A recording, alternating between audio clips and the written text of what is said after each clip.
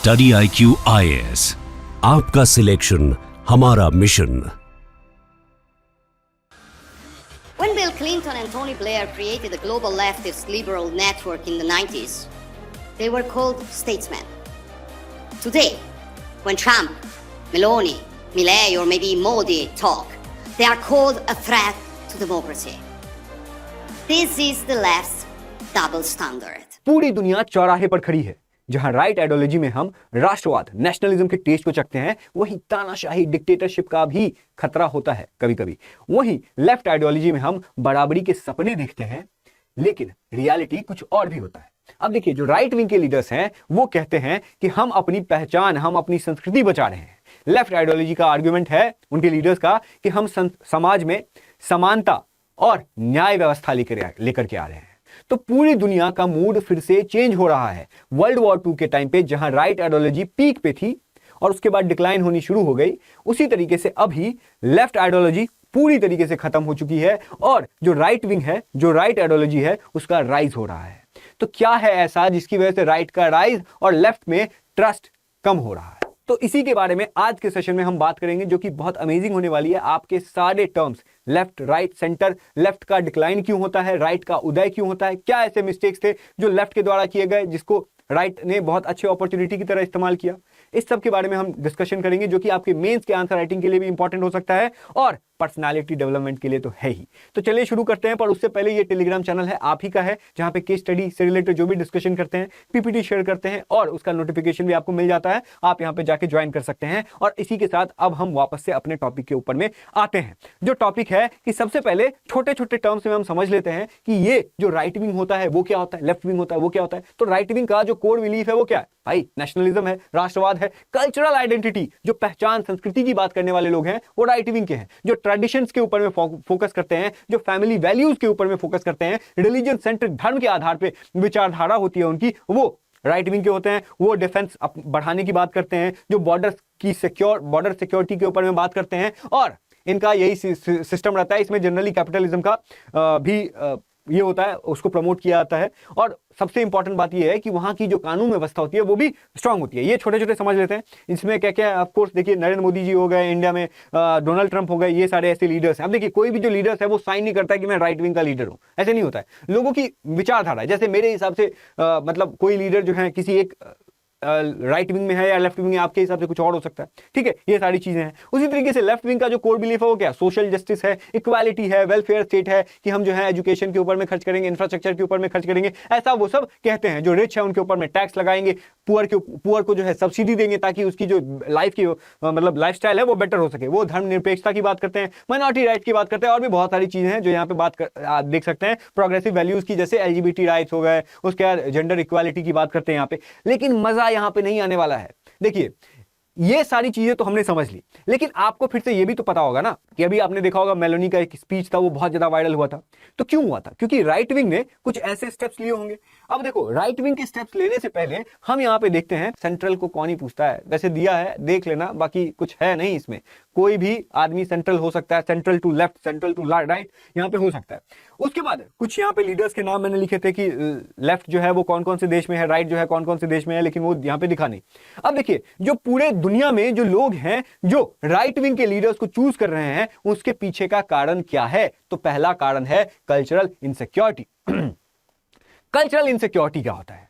तो cultural insecurity का मतलब यह है कि हमने देखा कि जो लेफ्ट विंग के पूरा जो लेफ्ट विचारधारा है वो क्या है? वो है कि ग्लोबलाइजेशन को प्रमोट करने वाला, कॉस्मोपॉलिटिशियनिज्म का बात करता है, यूनिवर्सलिज्म का बात करता है। मतलब ग्लोबलाइजेशन लेफ्ट विंग की विचारधारा में है।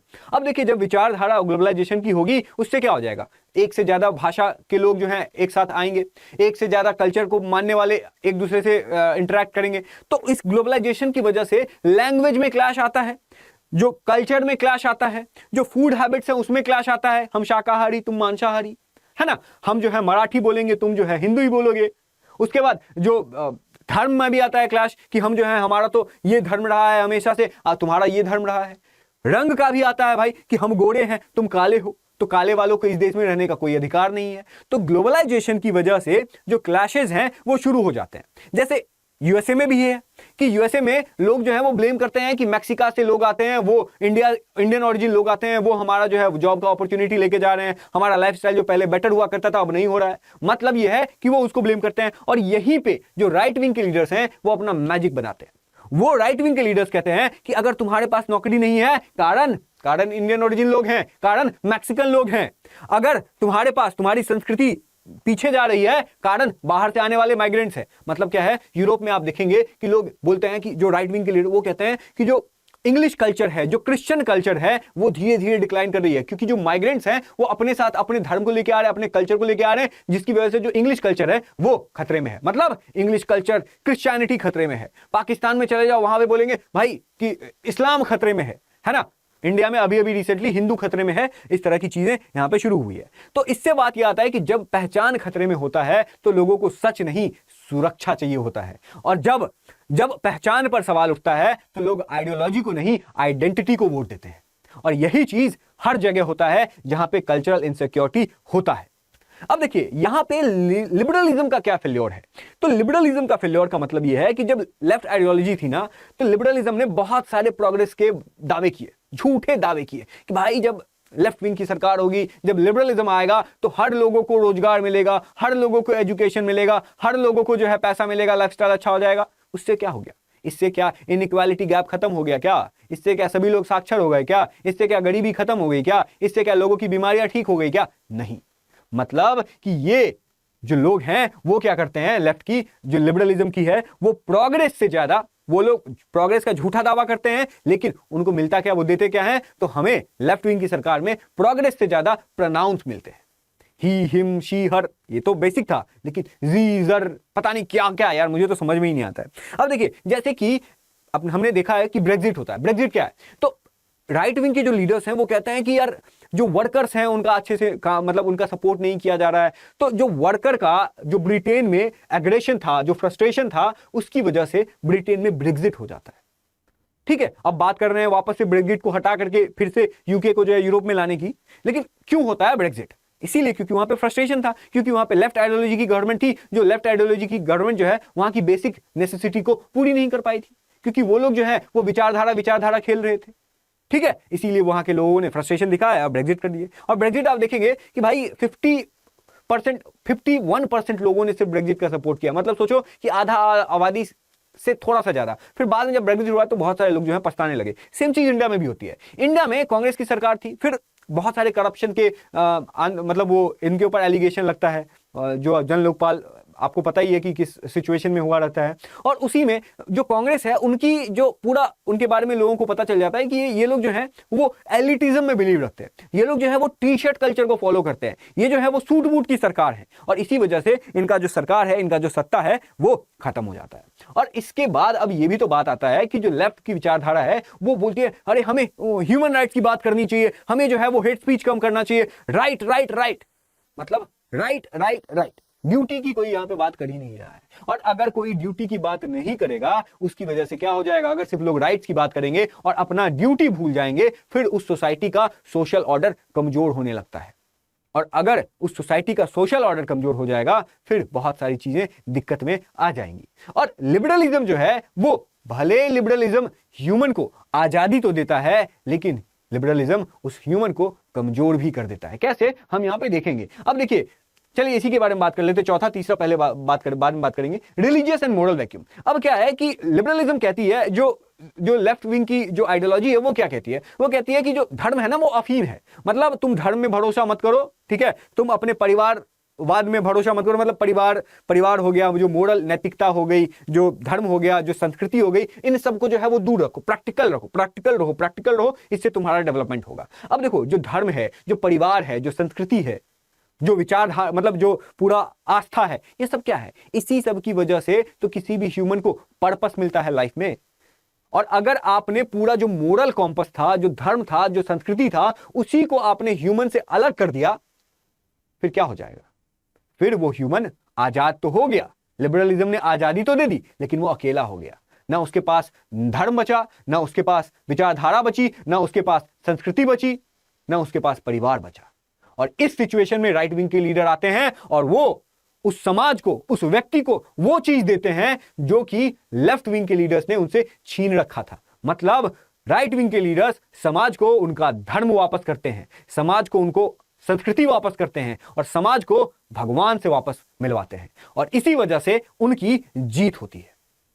अब देखिए तीसरा एंगल है सोशल मीडिया इको चेंबर्स। मतलब क्या है? मतलब यह है कि आज के टाइम पे जो राइट विंग के लीडर्स आगे बढ़ रहे हैं, कारण है सोशल मीडिया, क्योंकि सोशल मीडिया में फैक्ट से ज्यादा इमोशंस बिकता है। अब जो एल्गोरिदम है ना, वो ये नहीं देखता है कि क्या चीज सच है, और अगर सच है तो उसको आगे बढ़ाया जाए, झूठ है तो वापस बढ़ाया जाए। नहीं, यहां पे सोशल मीडिया में सच और झूठ का पैरामीटर खत्म हो चुका है। वहां पे अब जो सोशल मीडिया है वो क्या है? वो है मुझे पसंद आ रहा है, अगर ज्यादा लोगों को पसंद आ रहा है इसको आगे भेज दो, अगर ज्यादा लोगों को अच्छा नहीं लग रहा है तो इसको जो है वो वापस खींच लो। और इसी वजह से जो राइट विंग आइडियाज हैं वो डायरेक्ट होते हैं। डायरेक्ट क्या होते हैं? अब देखिए जो लेफ्ट विंग की विचारधारा जो डेप्थ में जाके बात करेगी, मार्क्सिज्म की बात करेगी, वो क्या हो गया? क्या वो 30 सेकंड की रील में आ पाएगी? नहीं, सीधा जहां हमने कार्ल मार्क्स का नाम सुना सीधा स्क्रॉल कर दिया। मतलब 30 सेकंड के रील में आज की जो सोशल मीडिया का जो पैरामीटर है उसमें फिट नहीं होती है वो, क्योंकि वो डेप्थ है, वो फिलॉसफी है। लेकिन जो राइट विंग है वो फैक्ट के ऊपर में फिलॉसफी और ये जो डेप्थ है आइडियोलॉजी उसके ऊपर में फोकस नहीं, वो उस चीज के ऊपर में खेलती है। मतलब जो राइट विंग है वो जो ह्यूमन के पास जब नॉलेज नहीं था तो भी एक चीज थी, वो क्या थी? वो इमोशन था। तो राइट विंग के लोग जो हैं, वो राइट विंग के जो लीडर्स हैं वो नॉलेज से ज्यादा इमोशंस के ऊपर में जो है वो अटैक करते हैं। अटैक मतलब इमोशंस को जो है वो टारगेट करते हैं। अब देखिए सीन क्या है यहाँ पे? सीन ये है कि अगर मैं आपसे पूछूं कि सबसे ज्यादा क्या बिकता है, सबसे ज्यादा? कोर्स बिकता है, आईफोन बिकता है, आईपैड बिकता है, क्या बिकता है? तो सब टेस्ला की गाड़ियां बिकती है, क्या बिकता है? नहीं, जो सबसे ज्यादा बिकता है वो डर बिकता है। जो सबसे ज्यादा बिक रहा है वो प्यार बिक रहा है। जो सब सैयारा मूवी देख ही लिया होगा आपने, जो सबसे ज्यादा बिकता है वो हेट्रेड बिकता है। और ये सब क्या है? ये इमोशंस है, और इमोशंस ही हैं जो डायरेक्ट होते हैं, और अगर वो डायरेक्ट होंगे तो वो वायरल भी होंगे। ये यहां पे सिचुएशन रहता है। उसके बाद क्या है? तो जो पूरी लेफ्ट विंग की जो विचारधारा थी वो क्या होती है? तो पूरी लेफ्ट विंग की विचारधारा सिर्फ डिबेट। लेफ्ट विंग की पूरी विचारधारा डिबेट के ऊपर में ही टिकी हुई है कि भाई डिस्कशन करो, डिबेट करो। अब उसकी वजह से क्या होता है? इंडिया में भी कि जो कांग्रेस की गवर्नमेंट थी उस टाइम में क्या होता था कि भाई पॉलिसी बननी है, सिर्फ डिस्कशन चल रहा है, डिबेट चल रहा है, आंदोलन चल रहा है, विरोध चल रहा है। लेकिन जब राइट विंग आती है वो कहती है हम डिबेट में नहीं, हम एक्शन में भरोसा करते हैं। और इसी वजह से जो चुटकियों में फैसला ले ले, ऐसे स्ट्रांग लीडर्स, ऐसे पॉपुलिस्ट लीडर्स को लोग ज्यादा पसंद करना शुरू कर देते हैं, क्योंकि उनको डिबेट नहीं, उनको सॉल्यूशन चाहिए। और जो सॉल्यूशन जितना ज्यादा जल्दी देंगे उनको उतना ज्यादा लोग पसंद करेंगे। और इसी वजह से ये यहां पे सिचुएशन आ जाती है, ये यहां पे सीन है। उसके बाद अब देखिए ये सारी चीजें हो रही थी, बट इसी बीच में क्या हुआ कि हमने जो है एक चैनल बनाया। इस चैनल के ऊपर में अभी खत्म नहीं हुआ, सचिन रुक जाओ। इस चैनल के ऊपर में आपको जो है जैसे यहाँ पे केस स्टडी मेंस के लिए करते हैं, उसी तरीके से आप अगर एग्जाम की प्रिपरेशन करते हैं, चाहे जनरल अवेयरनेस, करंट अफेयर से रिलेटेड कुछ भी इन्फॉर्मेशन चाहिए होगा, तो हमने इस चैनल को बनाया है। आप ही का चैनल है, आप जाइए और इस पे जो है करंट अफेयर से रिलेटेड जो भी न्यूज है वो हम यहाँ पे डालते हैं। अब देखिए अब सिचुएशन ये है कि why world is choosing right wing leaders. ये तो हमने कर दिया ना? हाँ, एक सेकेंड वही। हाँ, अब देखो ये हमने कर दिया था। उसके बाद क्या होता है? जो वर्ल्ड वॉर के टाइम पे मैंने आपको बताया था कि जो राइट विंग होती है वो पीक पे होती है। तो वो ऐसा कौन सी वजह थी जिसकी वजह से राइट विंग जो है वो डिक्लाइन हो जाती है? तो देखो वर्ल्ड वॉर में नाजी जर्मनी होती है, हिटलर, उसके बाद इटली में मुसोलिनी होते हैं, जिसकी वजह से इंपीरियल जापान जो होता है, ये सब जो है वो राइट विंग होते हैं, मतलब एक्सट्रीम होते हैं, जिसको फासिस्ट भी बोला जाता है। तो अब इस सिचुएशन में क्या होता है कि ये लोग अथॉरिटेरियनिज्म, ये लोग डिक्टेटरशिप, ये लोग मेजोरिटेरियनिज्म में भरोसा रखते हैं, जिसकी वजह से ये लोग अपने रेस को ग्लोरीफाई करते हैं कि हम अगर आर्यन रेस हैं तो हम बहुत ज्यादा अच्छे हैं, जो नॉन आर्यन रेस हैं वो लोग अच्छे नहीं हैं, हम अगर इस धर्म से हैं तो हम बहुत अच्छे हैं, हम अगर दूसरे जो इस धर्म को जो इस धर्म में नहीं मानते हैं वो लोग अच्छे नहीं है। चाहे वो कोई भी धर्म का लोग हो, अगर कोई भी धर्म का व्यक्ति ये सोचता है कि मेरा धर्म सबसे उच्च है, सबसे अच्छा है, और बाकी के लोग जो हमारे धर्म में भरोसा नहीं रखते हैं वो तो इंफीरियर हैं, मतलब ये है कि आपकी मानसिकता थोड़ी चेंज हो चुकी है। अब देखिए ये वो जो है उस टाइम पे रेस को ज्यादा ग्लोरीफाई करते हैं, नेशन को ज्यादा ग्लोरीफाई करते हैं, वॉर को ग्लोरीफाई करते हैं, मुझे वॉर चाहिए, समझ में आ रहा है? तो ये सारी चीजें हैं जो ह्यूमन की, देखो ह्यूमन का जो बेसिक जो नेचर होता है ना वो यही होता है, वो ग्रुप में रहना पसंद करता है, वो वॉर करना चाहता है, वो इमोशंस को ज्यादा प्रायोरिटी देता है, नॉलेज को बाद में प्रायोरिटी देता है। और इसी वजह से क्या होता है कि पूरी दुनिया में वर्ल्ड वॉर जैसी सिचुएशन आ जाती है, और जब वर्ल्ड वॉर खत्म होता है, हिटलर का डेथ होता है, जर्मनी फॉल होती है, जापान के ऊपर में बॉम्ब गिरता है, तब जाकर के जो वेस्ट है उसकी आइडियोलॉजी का विकास होना शुरू हो जाता है और लोग जो पहले नेशनलिज्म को प्रायोरिटी देते थे अब नेशनलिज्म से चिढ़ने लगे हैं, अथॉरिटेरियनिज्म में से चिढ़ने लगे हैं। जो पहले पॉपुलिस्ट लीडर के आगे पीछे घुमा करते थे वो अब बात करते हैं कि सोशल डेमोक्रेसी होनी चाहिए, इक्वालिटी होनी चाहिए, सोशलिज्म होनी चाहिए, लिबरलिज्म होनी चाहिए, लोगों का कल्याण होना चाहिए। हम देश में हम देशभक्ति करके क्या करेंगे अगर हमें अच्छा खाना, अच्छा पीना, अच्छा रहना, अगर हमें स्वास्थ्य की व्यवस्था अच्छी नहीं है तो हम उस देशभक्ति का क्या करेंगे। तो लोग देशभक्ति से विमुख होकर के लिबरलिज्म में, वेलफेयर में, इक्वालिटी में, पीस में भरोसा करते हैं। और यही तो लेफ्ट आइडियोलॉजी की खासियत है। लेफ्ट आइडियोलॉजी कहती भी है कि हम जो है वो उनको आवाज देते हैं जिनको समाज ने आवाज नहीं दिया है। मतलब कि वो मेजॉरिटेरियनिज्म की बात तो करते हैं लेकिन वो माइनॉरिटी के को भी इंपावर करने की बात करते हैं। वो जो समाज में आप देखो, अगर लेफ्ट आइडियोलॉजी का क्या कॉन्सेप्ट है कि अगर हम इंटरवेंशन नहीं करेंगे ना तो जो अमीर हैं वो अमीर होते जाएंगे, जो गरीब हैं वो गरीब होते जाएंगे। ठीक है, तो इसी की वजह से जो लेफ्ट की विचारधारा है वो क्या करती है, मेनार्ड किन्स की बात करती है। वो कहती है कि अगर मान लो कि हमारा देश है, ये वाला पार्टिकुलर जो है हमारा देश है, लेकिन उस हमारे देश के बगल में एक और देश है जहां के लोग भूखे मर रहे हैं, जहां के लोग परेशान हैं, तो हमें क्या करना है, हमें उनकी मदद करनी चाहिए। या फिर अगर हमारे ही देश में रिसेशन है तो हम उस रिसेशन में लोगों की हेल्प करें, लोगों के लिए जॉब क्रिएट करें, जिसकी वजह से क्या हो जाएगा कि जो लोगों का बेसिक नेसेसिटी है वो पूरा होगा। बेसिक नेसेसिटी लोगों की क्या है, एजुकेशन है, हेल्थ केयर व्यवस्था है। और अगर ये सारी चीजें होंगी ना तो फिर जब जर्मनी के साथ वर्साइल्स की ट्रीटी में नाइंसाफी होती है तो जर्मनी वापस से वर्ल्ड वॉर 2 करता है, हिटलर जैसा कैरेक्टर बनता है। तो उसी तरीके से इनको डर था कि जो अभी वर्ल्ड वॉर 2 की वजह से जो कंट्रीज बेहाल हो चुकी हैं, जिस कंट्री का इकोनॉमी नस्तो नाबूद हो गया है, और अगर उस कंट्री को हमने ग्रो करने में हेल्प नहीं किया तो फिर से कोई नया जर्मनी क्रिएट हो जाएगा, जिसकी वजह से फिर से वर्ल्ड वॉर जैसी सिचुएशन आ सकती है। तो इसीलिए लेफ्ट आइडियोलॉजी जो है, जो पहले मतलब जो राइट विंग के हैं, जो रेस कल्चर और उसके बाद ट्रेडिशन वॉर के ऊपर में फोकस करते थे, उनका एजुकेशन के ऊपर में ध्यान नहीं था। जो ह्यूमन का मूल्य होता है, जो ह्यूमन का जो लाइफ स्टाइल होता है वो कैसे बेटर हो सकता है, उसके ऊपर में कोई बात नहीं करता है। वो free education, public health care के ऊपर में ये लेफ्ट आइडियोलॉजी के लोग ध्यान देने लगते हैं, तो यूनियंस बनने लगते हैं वर्कर्स के। ठीक है, तो इस तरह की विचारधारा ज्यादा फॉलो की जाने लगती है। और ये सब होता है क्यों, ताकि हिटलर जैसे नए कैरेक्टर को जन्म देने से रोकने के लिए। क्योंकि हिटलर जो था वो क्या था, वो एक ऐसा पढ़ा लिखा, एक नॉलेजेबल व्यक्ति था जो लोगों को मूर्ख बनाना जानता था, एक तरह से समझो। ठीक है, तो वो सोचते हैं कि अगर हम सभी को एजुकेट करेंगे, जो राइट विंग के जो लीडर इतना ज्यादा ग्रो करते हैं, कारण क्या है पता है, कारण यह है कि जो मासेज होती है वो मासेज से ज्यादा बुद्धिमान होते हैं। मासेज को मूर्ख बनाना उनको मतलब एक तरीके से आता है। ठीक है, उनके इमोशंस को बढ़ाना आता है। तो जो लेफ्ट विंग के लीडर्स हैं वो कोशिश करते हैं कि हम अगर मास को एजुकेट करें, मास को नॉलेज दें, तो फिर वो लोग जो हैं, जो भी लीडर उनके इमोशंस को ट्रिगर करने की कोशिश करेगा, उनके इमोशंस के साथ छलावा करने की कोशिश करेगा, तो लोग क्वेश्चन कर पाएंगे कि भाई हमें वॉर नहीं चाहिए, हमें जो है वो एयरक्राफ्ट नहीं चाहिए, हमें जो है बॉर्डर सिक्योरिटी नहीं चाहिए, हमें भाई पेट भरो मेरा, हमारे बच्चे को पढ़ाओ भाई, ठीक है, हमारा स्वास्थ्य व्यवस्था अच्छा करो। अब इसी की वजह से क्या होता है कि उस सिचुएशन के बाद जो यूएसएसआर है, जो चाइनीज कम्युनिस्ट पार्टी है, ये सब आगे बढ़ने लगती है। चाइना में, क्यूबा में, वियतनाम में, अफ्रीकन नेशंस में जो है वो कम्युनिज्म जो है वो फैलने लगती है। जो लीडर्स चे गुवेरा हैं, फिडेल कास्ट्रो हैं, हो चिन मिन हैं, ऐसे लोग जो हैं, इनका आइडिया जो है वो आगे बढ़ता है। इंडिया में भी जो नेहरू जी थे, नेहरूवियन सोशलिज्म जो है वो, उनका जो झुकाव है वो कहीं ना कहीं सोवियत जो संघ थी उनकी आइडियोलॉजी से कहीं ना कहीं इंस्पायर्ड थी। ऐसे लोग जो हैं वो पॉपुलर होते हैं। और इसी तरीके से जो लेफ्ट विंग का जो आइडिया है वो और आगे बढ़ता है। साउथ अफ्रीका में जो एंटी अपार्थाइड मूवमेंट होता है उनको सपोर्ट मिलता है। जो यूएस में ब्लैक के सिविल राइट्स की बात की जाती है, ब्लैक लोगों की के जो राइट्स की बात की जाती है, क्योंकि ब्लैक लोग तो वहां पे मार्जिनल है, क्योंकि वहां पे तो वो मतलब कम संख्या में है, तो उनकी राइट्स की बात की जाती है। फेमिनिज्म की राइट की बात की जाती है, क्योंकि अभी तक इसी में फिफ्थ वेव ऑफ फेमिनिज्म तक आज भी आता है। तो इसमें क्या होता है कि जो भी लोग, हमारा जो पूरा सोसाइटी है वो पैट्रियार्कल रहा है जनरली पूरे थ्रू आउट द वर्ल्ड, तो उसमें वो क्या करती है, फेमिनिज्म में जो औरतें हैं उनको उनको राइट्स नहीं मिला होता है, उनको घर से बाहर जाने की आज़ादी नहीं होती है, तो फिर उनकी आज़ादी की बात की जाती है। खैर इसके ऊपर में डिबेटेबल है कि क्यों ऐसा था, तो उनकी बात की जाती है। उसके बाद जो एलजीबीटी क्यों है उनकी बात की जाती है, उनके राइट्स की बात की जाती है। जो एंटी वॉर सेंटिमेंट्स हैं वो जनरेट होनी शुरू हो जाते हैं, क्योंकि वॉर की वजह से वहां के लोगों ने तबाही देखी होती है, और जो लोग वॉर की तबाही नहीं देखे होते हैं वो वॉर की अक्सर बात किया करते हैं। लेकिन जो एक बार युद्ध को चख लेते हैं वो कृष्ण मतलब जो युद्ध को चख लेते हैं फिर वो विद्रोह बन जाते हैं, ठीक है, इस तरीके से। तो ये यहाँ पे सिचुएशन रहता है। The right wing was seen as conservative oppressive elitist.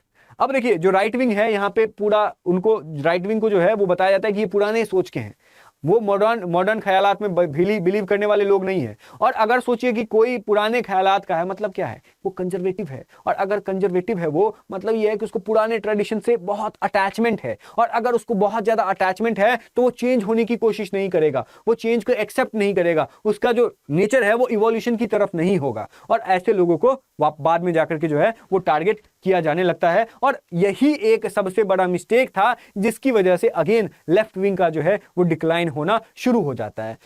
क्या कारण थे? तो सबसे पहले इकोनॉमिक मिसमैनेजमेंट। जो वर्ल्ड वॉर 2 के बाद हमने जो रिफॉर्म लाने की कोशिश की, जो यूरोप में जो देश हैं वहां पे जो जिस तरीके से उन्होंने जो रिफॉर्म्स लाने की कोशिश की, जिसकी वजह से क्या होता है कि वो अनसस्टेनेबल होता है और कई देशों में मंदी आनी शुरू हो जाती है, अनएम्प्लॉयमेंट बढ़ने लगता है और जो वहां की प्रोडक्टिविटी है वो कम होने लगती है। जो सब्सिडी हमने जो गरीबों को, जो मतलब मार्जिनलाइज्ड को, जो पुअर को हम देते थे और जो रिच के ऊपर में टैक्स लगाते थे, जो रिच हैं वो देश से बाहर जाने लगते हैं, वो इकोनॉमी जो है वो फिर से गिरने लगती है, क्योंकि रिच के ऊपर में आप एक लेवल से ज्यादा तो टैक्स नहीं लगा सकते हैं। और इसी वजह से 1970s में जो इकोनॉमिक स्टैग्नेशन आती है। उसके बाद जो मोरल एलिटिज्म है, जो कैंसल कल्चर है, लेफ्ट के साथ जो एक सबसे बड़ी समस्या है वो क्या है, वो अपने आप को सबसे उच्च समझती है। जैसे फासिज्म में राइट विंग के लीडर्स अपने आप को उच्च समझते हैं, उसी तरीके से लेफ्ट विंग में जो है वो अपने आप को समझते हैं कि हम ही जो है वो पूरे दुनिया का उत्थान करेंगे, हम ही जो है वो क्लाइमेट का जो है वो कल्याण करेंगे। और उनके हिसाब से अगर कोई चीज नहीं चलने लगती है ना, एक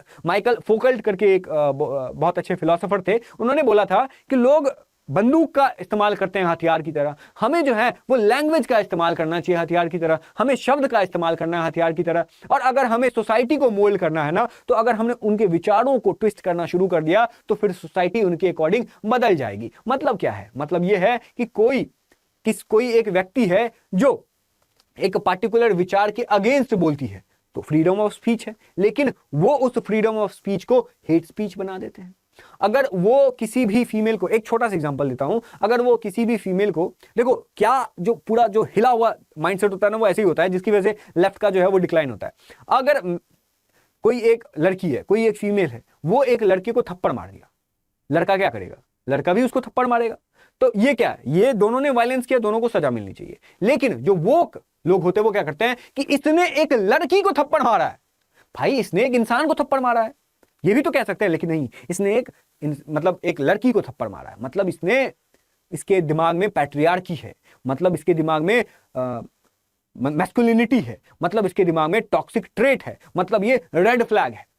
तो इस तरह की विचारधारा जो है वो ज्यादा पॉपुलर होना शुरू हो जाती है। लोग जो हैं वो एक कुछ ग्रुप बन जाती है, जिस ग्रुप के अकॉर्डिंग अगर समाज का सोच नहीं होता है तो उसको वो लोग कैंसिल करने लगते हैं। इसीलिए कैंसिल कल्चर भी मतलब बहुत, इसके बारे में आप पढ़िएगा, बहुत इंटरेस्टिंग है। इसमें यही बताया जाता है कि अगर कोई विचारधारा है और अगर आप उस विचारधारा के अगेंस्ट में थोड़ा भी बोलते हैं तो जो आपका जो थॉट प्रोसेस है, आपको जो लोग हैं वो जेल में नहीं डालेंगे। लोग जो हैं वो आपके बारे में बुरा भला बोलने लगेंगे, आपकी ट्रोलिंग होनी शुरू हो जाएगी, मतलब इस तरह की चीजें यहाँ पे होती है। और जो ऑर्डिनरी पीपल हैं, अब देखो जो गांव से व्यक्ति आया है, अगर कोई ठीक से हिंदी नहीं बोलता है तो उसको बुलाता है ये अच्छे से नहीं बात करता है। अगर कोई गांव का व्यक्ति आया है, उसने गमछा ओढ़ रखा है, उसने अगर तिलक लगा रखा है, अगर उसने टोपी पहन के रखा है, तो लोग बोलने लगते हैं नहीं यार ये मॉडर्न व्यवहार का व्यक्ति नहीं है, ये मॉडर्न ख्यालात का इंसान नहीं है। अगर किसी ने साड़ी पहनी है मतलब ये मॉडर्न नहीं है। उसके साथ लोग जो हैं वो भेदभाव जैसी चीजें करने लगते हैं। और इसी सब की वजह से जो लोग हैं, क्योंकि मासेस तो वही हैं, साड़ी पहनने वाले, तिलक लगाने वाले, टोपी पहनने वाले, और अगर आप उनको ही साइडलाइन करने लगेंगे फिर आपको कोई कैसे छोड़ सकता है। और इसी दिक्कत की वजह से उन लोगों को बाद में लेफ्ट विंग का जो है वो डिक्लाइन होना शुरू हो जाता है। और एक चीज ये भी तो है, आप कितना ग्लोबलाइजेशन कर लीजिएगा, आप कितना यूनिवर्सलिज्म कर लीजिएगा, आपको अपने देश से तो प्यार होना पड़ेगा ना, क्योंकि आप वो देश ही है जिसने आपको जो है वो संभाला है। और अगर आप ज्यादा ग्लोबलाइजेशन की बात करने लगेंगे, आप अगर कुछ ज्यादा ही माइनॉरिटीज की बात करने लगेंगे, आप अगर कुछ ज्यादा ही आइडेंटिटी पॉलिटिक्स की बात करने लगेंगे, तो फिर क्या हो जाएगा? अगर आप ज्यादा ही ग्लोबलिज्म की बात करने लगेंगे, आप ज्यादा ही अगर माइनॉरिटी के उत्थान की बात करने लगेंगे, फिर मेजॉरिटी बोलेगी ना यार कि यार मेजॉरिटी हम हैं, हमारी वजह से तुम हो, और अगर तुम हमारे बारे में नहीं सोचोगे तो फिर तुम भी नहीं रहोगे। तो जो माइनॉरिटीज के ऊपर में बात करने, फिर मेजॉरिटी को लगने लगता है कि यार हम तो फालतू ही हैं। तब हम जो इतना साल से इस सिस्टम को बना के रखे हैं, हमारी वजह से ये सिस्टम है और हमारी सिस्टम जो है हमारे लिए ही काम नहीं कर रही है, फिर तो दिक्कत है ना यार। फिर जो है वो लोग जो है वो उनको हेट करना शुरू कर देते हैं, जो फिर बाद में जाकर के दिक्कत आने लगता है। अब देखिए इस सिचुएशन में क्या होता है, जो कम्युनिस्ट रिजीम है वो डिक्टेटोरियल स्वभाव के भी होने लगते हैं। जो रशिया में हमने देखा है कि लेफ्ट विंग तो थी, उसके बाद क्या हुआ, उसके बाद पुतिन जो है वो हमेशा के लिए प्रेसिडेंट बनते रह गए। जो चाइना के जी जिनपिंग है उनमें लेफ्ट विंग तो थी, कम्युनिज्म था, लेकिन वो हमेशा के लिए बनने लगे हैं। उसके बाद रिप्रेशन होना शुरू हो जाता है, इकोनॉमिकली वो बैकवर्ड होने लगते हैं, बहुत सारे लोग जो हैं वो मारे जाते हैं, परजेस होता है, ये सारी चीजें यहाँ पे होती है। उसके बाद सोसाइटी का ओवर सोशलाइजेशन होना शुरू हो जाता है। जो गवर्नमेंट है, अगर लेफ्ट विंग में क्या, जो राइट विंग है उसमें बोलती है सरकार कि हम उतना ज्यादा इंटरवीन नहीं करेंगे, लेकिन जो लेफ्ट विंग में है वो बोलती है कि हमको इंटरवीन करना है, क्योंकि हमें जो है वो वेलफेयर स्टेट बनना है। और अगर सरकार ज्यादा इंटरवीन करने लगती है तो लोगों को ये बाद में पसंद आना नहीं होता है, पसंद नहीं आता है। लोग जो है वो इनोवेट करना बंद कर देते हैं, लोगों की जो ग्रोथ है वो कम होने लगती है, फ्रीडम, जो पर्सनल फ्रीडम है वो कम होने लगता है, क्योंकि हम ट्रोलिंग करने लगते हैं, क्योंकि हम कैंसिल करने लगते हैं। तो इसकी वजह से जो पूरा कोई भी सिस्टम होता है वो धीरे धीरे डिक्लाइन करने लगता है। और ये सिस्टम जो है, आप ये भी सोच रहे होंगे कि ये जो इनोवेशन है, जो इंटरवेंशन है, ये तो राइट विंग के भी लोग करते हैं, ये तो लेफ्ट विंग के लोग तो करते ही, राइट विंग के भी करते हैं। तो देखो कोई भी विचारधारा जब एक्सट्रीम होती है ना तो एक ही फॉर्मेट अपनाती है, और लेफ्ट विंग भी जब ज्यादा एक्सट्रीम हो जाता है तो उसकी विचारधारा, और जो राइट विंग के लोग, उन राइट विंग जो जब एक्सट्रीम ज्यादा हो जाती है उनकी विचारधारा, दोनों एक ना एक दिन जो है वो सिमिलर हो जाती है। और दोनों से जिसका सबसे ज्यादा नुकसान होता है वो मासेज होता है, और फिर मासेज फिर लेफ्ट विंग से राइट विंग में स्विच होती है और राइट विंग से लेफ्ट विंग में स्विच होती है।